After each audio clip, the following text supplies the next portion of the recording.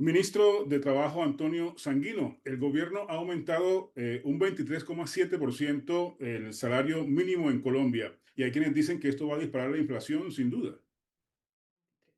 Pues nosotros vamos a estar examinando muy seriamente y permanentemente el impacto inflacionario que esta medida eventual e hipotéticamente podría tener. En todo caso, los costos laborales, según nuestras mediciones, representan solo el 0,6% de los costos totales de producción de un bien o servicio. Así que no necesariamente el impacto del incremento del salario se traslada automáticamente a los productos, porque hay otras variables que concurren. Y adicionalmente, nosotros vamos a generar unas medidas que protejan a la pequeña y a la familia empresa.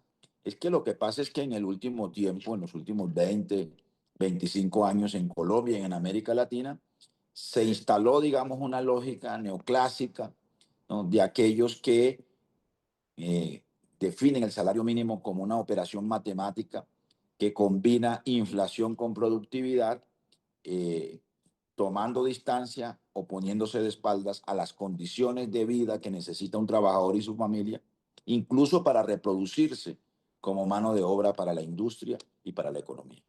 Pero ministro, en este momento en Colombia, además de este aumento del salario mínimo del 23,7, también tenemos emergencia económica, también tenemos que los empresarios han tenido que anticipar la retención en la fuente del próximo año y hay quienes dicen, yo tengo que en enero despedir trabajadores, no puedo aguantar esta carga laboral tan fuerte.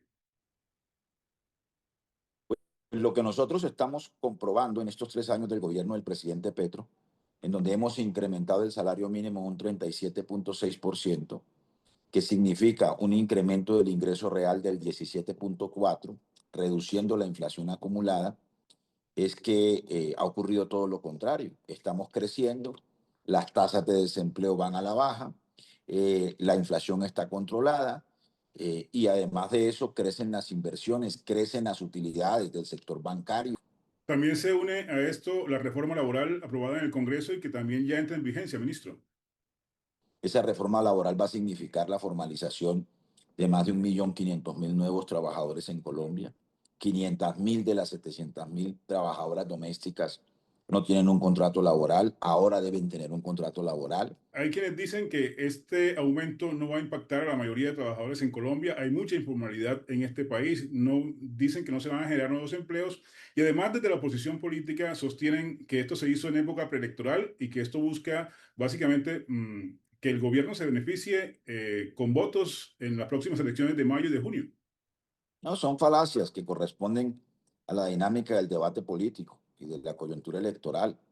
Pero mire, el primer año del gobierno del presidente Petro, hubo un incremento concertado en la Comisión de Concertación del salario mínimo del 16% y no habían unas elecciones a la vuelta de la esquina. Luego, en el segundo año del gobierno del presidente Petro, el incremento fue del 12%. Así que también se hizo sin que hubiera unas elecciones a la vuelta de la esquina.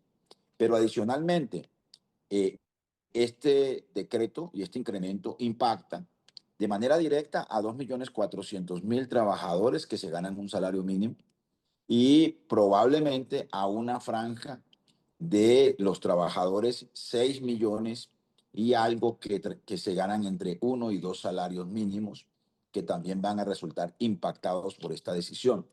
Ministro, ¿cómo estamos en relación a América Latina? Pues estábamos en los últimos lugares. Colombia a mediados de siglo tuvo en los primeros lugares de salario mínimo, pero pasamos a los últimos lugares en el contexto latinoamericano. Ahora volvemos a estar como terceros después de Chile, de Uruguay y Chile, respectivamente. Ministro, por último, ¿cómo va a sentir el trabajador colombiano a partir de enero este cambio y este beneficio que según el gobierno va a tener con este aumento del 23,7%? Pues que va a tener mayores ingresos. Estamos expidiendo otras medidas para evitar que ese ingreso adicional no se destine a bienes suntuosos, ¿no? estamos expidiendo aranceles para la importación de vehículos y motocicletas, sobre todo los que hacen uso de tecnologías, perdón, de combustibles fósiles, que permita que además esos bienes, esos recursos adicionales puedan destinarse a bienes de consumo básico que ayuden, digamos, a mejorar la producción agropecuaria, la producción manufacturera e industrial, y que ayuden, por ejemplo, a fortalecer actividades que han ganado un gran dinamismo en el gobierno del presidente Petro, como es la actividad del turismo en todas sus manifestaciones. Ministro de Trabajo Antonio Sanguino, muchas gracias por esta entrevista con CNN en español. A ustedes muchas gracias. De nuevo, me complace mucho saludarte, Fernando. Hasta la próxima.